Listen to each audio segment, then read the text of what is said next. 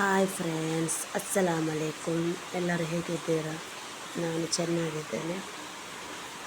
ನನಗೆ ಇವತ್ತು ಬೆಳಿಗ್ಗೆ ನಾಷ್ಟಕ್ಕೆ ಸಾಂಬಾರು ಮತ್ತು ಇಡ್ಲಿ ಮಾಡುವಂತೇಳಿ. ಒಂದು ಮುಖ್ಯವಾದ ಕಾರಣ ಅಂದರೆ ನನ್ನ ಮನೆಯಲ್ಲಿ ನನಗೆ ಮಾವನಿಗೆ ಹುಷಾರಿಲ್ಲದ ಕಾರಣ ಅವರನ್ನು ಇವತ್ತು ಹಾಸ್ಪಿಟಲ್ಗೆ ಕರ್ಕೊಂಡು ಹೋಗಲಿಕ್ಕಿತ್ತು. ಹಾಸ್ಪಿಟಲ್ಗೆ ಕರ್ಕೊಂಡು ಹೋಗಲಿಕ್ಕೆ ಅವ್ರನ್ನೊಬ್ಬರನ್ನು ಕರ್ಕೊಂಡು ಹೋಗ್ಲಿಕ್ಕೆ ಒಬ್ಬರಿಗೆ ಯಾರಿಗೆ ಆಗೋದಿಲ್ಲ, ಇಬ್ಬರಿಗೆ ಬೇಕೇ. ಅದಕ್ಕಾಗಿ ನಾನು ಕೂಡ ಹೋಗ್ತೇನೆ ಅಂತ ಬೇಗ ಬೇಗ ತಿಂಡಿ ಎಲ್ಲ ಮಕ್ಕಳಿಗೆ ಮಾಡಿಕೊಟ್ಟು ಶಾಲೆ ಕಲಿಸಿ ಹೊರಡುವ ಅಂತ. ಇಡ್ಲಿಗೆ ನೋಡಿ, ಇಡ್ಲಿದು ಹಿಟ್ಟು ಹೀಗೆ ಬಂದಿದೆ. ನಾನು ಹೇಗೆ ಮಾಡೋದಂತ ಪರ್ಫೆಕ್ಟ್ ಅನ್ಸಲ್ಲಿ ನಿಮಗೆ ತೋರಿಸಿದ್ದೇನೆ. ಆ ವಿಡಿಯೋ ಉಂಟು, ಅದನ್ನು ಚೆಕ್ ಮಾಡಿ. ಇಡ್ಲಿ ಹಿಟ್ಟು ಸರಿ ಹೊಳಿ ಬಂದದ್ದನ್ನು ಸರಿ ಮಿಕ್ಸ್ ಮಾಡಬೇಕು, ಆವಾಗ ಮಾತ್ರ ಇಡ್ಲಿ ಚೆನ್ನಾಗಿ ಬರ್ತದೆ. ಈಗ ಸ್ವಲ್ಪ ನನ್ನ ಮಕ್ಕಳಿಗೆ ತಿನ್ನಲಿ ಅಂತ ಬೇಗ ಇಡ್ಲಿ ಮಾಡ್ತಾಯಿದ್ದೇನೆ ಬೇಗನೆ. ದೊಡ್ಡವಳಿಗೆ ದೋಸೆ ಬೇಕಂತ ಹೇಳ್ತಾಯಿದ್ರು, ಹಾಗೆ ಒಂದು ಪಾತ್ರೆಯಲ್ಲಿ ಇಟ್ಟಿದ್ದೇನೆ. ಮತ್ತು ಈಗ ಸಾಂಬಾರಿಗೆ ನಾನು ಜಾಸ್ತಿ ಯೂಸ್ ಮಾಡಿದ್ದು ಮಸೂರ್ ದಾಲ್ ಮತ್ತು ಟೊಮೆಟೊ ನೀರುಳ್ಳೆಲ್ಲ ಹಾಕಿ ಬೇಯಿಸಿದ್ದೇನೆ. ಈಗ ಅದಕ್ಕೆ ಒಗ್ಗರಣೆಗೆ ಸಾಸಿವೆ ಹಾಕಿ ಒಗ್ಗರಣೆ ಕೊಡ್ತಾಯಿದ್ದೇನೆ. ಕಾಯಿ ಮೆಣಸು ನಾನು ಕಟ್ ಮಾಡಲಿಲ್ಲ, ಸಣ್ಣದಾಗಿ ದೊಡ್ಡದಾಗಿ ಇದೆ. ಅಂದರೆ ಸ್ಮೆಲ್ ಪರಿಮಳಕ್ಕೋಸ್ಕರ ಹಾಕಿದೆ, ಅಂದರೆ ಫ್ಲೇವರಿಗೆ ಒಳ್ಳೆ ಫ್ಲೇವರ್ ಬರ್ತದೆ. ಇಲ್ಲಾಂದರೆ ಖಾರ ಜಾಸ್ತಿ ಹಾಕಿ ತಿಂತೇನೆ, ನಾನು ಕಟ್ ಮಾಡಲಿಲ್ಲ. ಒಗ್ಗರಣೆಗೆ ಸ್ವಲ್ಪ ಸಾಸಿವೆ ಹಾಕಿ ನಂತರ ಅದಕ್ಕೆ ಸಾಸಿವೆ ಹಿಡಿದ ಮೇಲೆ ಅದಕ್ಕೆ ನಾನು ಮಾಡಿದಂಥ ಸಾಂಬಾರು ಹುಡಿಯನ್ನು ಹಾಕ್ತೇನೆ. ಈಗ ಒಂದು ಕಡೆ ದೊಡ್ಡವಳಿಗೆ ದೋಸೆ ಬೇಕಂತ ಹೇಳಿದ್ದು, ಇಡ್ಲಿ ಬೇಡ ಅಂತ. ಹಾಗೆ ಒಂದು ಕಡೆ ದೋಸೆ ಮಾಡ್ತಾಯಿದ್ದೇನೆ. ಬೆಳಿಗ್ಗೆ ಎದ್ದರೆ ಸಾಕು, ತುಂಬಾ ಕೆಲಸ ಮುಗಿಯೋದೇ ಇಲ್ಲ. ಒಂದು ಕಡೆ ಹೋಗ್ಲಿಕ್ಕಿರ್ತದೆ, ಒಂದು ಕಡೆ ಮನೆ ಕೆಲಸ ಇರ್ತದೆ, ಎಲ್ಲ ಅಂದರೆ ರಾಶಿ ಕೆಲಸ ಇರ್ತದೆ.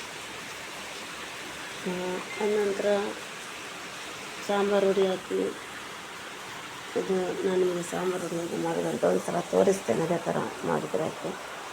ನಾನು ಮನೆಯಲ್ಲಿ ಮಾಡಿದಂಥ ಸಾಂಬಾರು ಹುಡಿ ಸ್ವಲ್ಪ ಹುಳಿದು ನೀರು ಕೂಡ ಹಾಕಬೇಕು, ಹುಣಸೆ ಹುಳಿ ನೀರು ಹಾಕಿದ ಮೇಲೆ ಸ್ವಲ್ಪ ಬೆಲ್ಲ ಕೂಡ ಹಾಕಿ. ನಾನು ಬೆಲ್ಲ ಹಾಕಿ ಸ್ವಲ್ಪ ಸ್ಕಿಪ್ ಆಗಿದೆ, ನನಗೆ ಮತ್ತೆ ತೋರಿಸ್ತಿದ್ದೆ ವಿಡಿಯೋ ಮಾಡಿ. ಈಗ ಇಡ್ಲಿ ನೋಡಿ ಎಷ್ಟು ಸಾಫ್ಟ್ ಆಗಿದೆ ಅಂತ, ತುಂಬಾ ಸಾಫ್ಟ್ ಆಗಿದೆ. ಒಂದು ಕಡೆ ನನ್ನ ಮಕ್ಕಳು ಶಾಲೆಗೆ ಹೋಗ್ಲಿಕ್ಕೆ ಹೊರಡ್ತಾ ಇದ್ದಾರೆ. ಇವಳು 3ನೇ ಅವಳು. ಇವಳಿಗೆ ಶಾಲೆಗೆ ಹೋಗೋದಂತ ತುಂಬ ವ್ಯಸನ. ಇವಳು ಮನೆಯಲ್ಲಿ ಕೂತ್ಕೊಂಡು ಬಿಡೋದಿಲ್ಲ, ತುಂಬ ಕಿರಿಕಿರಿ. ಎಲ್ಲ ಸ್ನ್ಯಾಕ್ಸಿಗೆ ಆ್ಯಪಲ್ ಮತ್ತು ಸೀಬೆ ಹಣ್ಣು ಹಾಕಿದ್ದಾನೆ. ಅವಳು ಸ್ನ್ಯಾಕ್ಸ್ ಮತ್ತು ಟಿಫಿನಲ್ಲಿ ಬರೋದು ಬೆಳಿಗ್ಗೆ ಹೋದ ಸಂಜೆನೇ. ಹೇಗಾದರೂ ಸ್ಕೂಲಿಗೆ ಒಂದು ಹೋಗಲಿ ಅಂತೇಳಿ ಏನೆಲ್ಲ ಮಾಡಿ ಸರ್ಕಸ್ ಮಾಡಿ ಕಲಿಸ್ತಾ ಇರ್ತಾನೆ. ಇಲ್ಲಾಂದರೆ ಮನೇಲಿ ಕೂತ್ಕೊಂಡು ಟಿ ವಿ ಇಲ್ಲ, ಮೊಬೈಲ್ ನೋಡ್ತಾ ಇರ್ತಾಳೆ. ಮತ್ತು ಇದು ರೂಮಲ್ಲಿ ಕೂತ್ಕೊಂಡು ಮೊಬೈಲ್ ನೋಡಿ ಇನ್ನೂ ಒಂದು ಕೆರಳಾದರೆ ಅಂತ ಹೇಳಿ ಶಾಲೆಗೆ ಹಾಕಿಬಿಟ್ಟಿದ್ದಾನೆ. ಶಾಲೆ ಫೀಸ್ ಕಟ್ಟಲಿಕ್ಕೆ ಅಷ್ಟು ಆಗ್ತದೆ, ಆದರೂ ಏನು ಮಾಡೋದು, ಹಾಕಬೇಕಲ್ಲ. ಇಲ್ಲಾಂದರೆ ಮನೇಲಿ ಕೂತ್ಕೊಂಡು ಮಕ್ಕಳು ಯಾರಲ್ಲ ಅಂತೇಳಿ ಮೊಬೈಲ್ ನೋಡ್ತಾನೆ ಇರ್ತಾನೆ. ಅವರಿಗಿಂತ ಮುಂಚೆ ಒಂದು 2-3 ವ್ಯಾನ್ ಬಂದು ಹೋಗ್ತದೆ. ನಾನು ವ್ಯಾನ್ ಬರುವ ಅಲ್ಲಿ ಬಂದು ನಿಂತಿದ್ದೇನೆ ಮಕ್ಕಳನ್ನು ಕರ್ಕೊಂಡು. ದೊಡ್ಡವಳು 9th second 5th, third 4 year ಅವನಿಗೆ. ಈಗ ಒಂದು ಸ್ವಲ್ಪ ಕಲೀಲಿ ಬೇಗ ಆದಷ್ಟು, ಅಂದರೆ ಸ್ವಲ್ಪ ಆ್ಯಕ್ಟಿವ್ ಆಗಲಿ ಅಂತೇಳಿ ಶಾಲೆ ಕಲಿಸೋದು. ಮನೆಯಲ್ಲಿ ಕೂತ್ಕೊಂಡು ಮೊಬೈಲ್ ನೋಡಿ ಹಾಳಾಗ್ತಾರಂತ. ಅಲ್ಲಿಂದ ನಾನು ಮನೆಗೆ ಬರುವಾಗ ಅಲ್ಲಿ ಕಾಂಟ್ರಾಕ್ಟ್ರ್ ಕಾಲ್ ಮಾಡಿದ್ರು. ಅಂದರೆ ನಾದಿನಿಗೆ ಮನೆ ಆಗ್ತಾ ಉಂಟಲ್ಲ, ಅವರ ಮನೆಗೆ ಹತ್ರ ಹೋದ್ವಿ. ಇದವ್ರದ್ದು ಎದುರು ಪೋಷನ್ ಇದಂದರೆ ಕರ್ತದೆ, ಯಾಕೆಂದರೆ ಅಲ್ಲಿ ತಂಡಸ್ ಯಾವ ಥರ ಇದು ಬೇಕಂತ ಕೇಳಲಿಕ್ಕೆ ಕಾಲ್ ಮಾಡಿದ್ರು. 2 ಬಾತ್ರೂಮ್ ಉಂಟು. ಇವರು ಕಾಂಟ್ರಾಕ್ಟ್. ಇದು ಪ್ಯಾರ್ಕೇಸ್ ಮೇಲೆ ಹೋಗೋದು. ಇದು ಕಿಚನ್ ರೂಮು, ಇದು ಮಾಸ್ಟರ್ ರೂಮ್ ಅಂತ ಹೇಳ್ತೇನೆ. ಇನ್ನೂ ಫಿನಿಷಿಂಗ್ ಆಗಲಿಲ್ಲ, ಕೆಲಸ ತುಂಬಾ ಬಾಕಿ ಉಂಟು.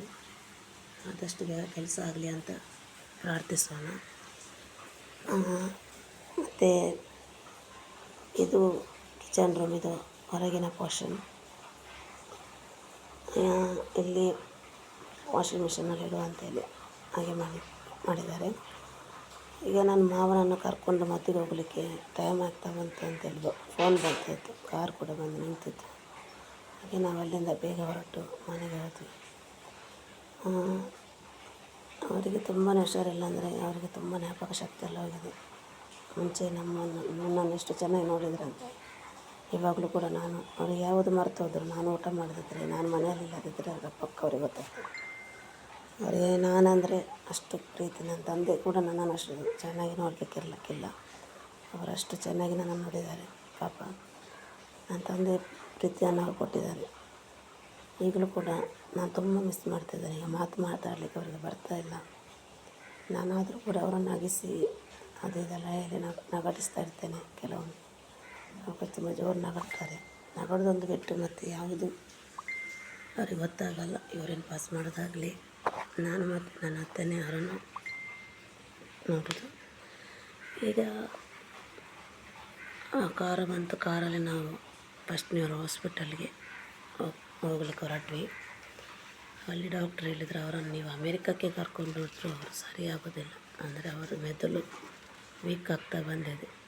ಇನ್ನೂ ಜಾಸ್ತಿ ಮುಂದಕ್ಕೆ ಹೋಗುವಾಗ ಏಜ್ ಆಗ್ತಾ ಉಂಟಲ್ಲ. ಅದಕ್ಕೆ ಹೇಳಿದ ಮೇಲೆ ತುಂಬಾ ಬೇಸರ ಆಯಿತು. ಏಕೆಂದರೆ ಅವರಾಗೆ ಆಗ್ತಾರಂತ ನಾನು ನೆನೆಸಲಿಲ್ಲ. ವಯಸ್ಸಾಯಿತು ಸರಿ, ಆದರೆ ಅವರ ಈಗ ಮಕ್ಕಳ ಥರನೇ ಒಂದು 8 ವರ್ಷದ ಮಕ್ಕಳು ಹೇಗೆ ಮಾಡ್ತಾರೆ ಅದೇ ಥರ ಮಾಡ್ತಾರೆ. ನೋಡಿ ಕೂತ್ಕೊಳ್ಳಿಕ್ಕೆ ಹೇಳಿದೆ. ಮತ್ತು ಅವರು ತಿಂಡಿ ಎಲ್ಲ ತಗೊಂಡು ಕೊಟ್ಟು ತಿಂದರು. ಮತ್ತು ನನ್ನ ಮೊಬೈಲ್ ಕೂಡ ಸ್ವಿಚ್ ಆಫ್ ಆಯಿತು. ನನಗೆ ಮತ್ತೆ ವೀಡಿಯೋ ಮಾಡಲಿಕ್ಕೆ ಆಗಲಿಲ್ಲ. So sorry. ಲೈಕ್ ಮಾಡಿ, ಕಮೆಂಟ್ ಮಾಡಿ, ಶೇರ್ ಮಾಡಿ. ಆದಷ್ಟು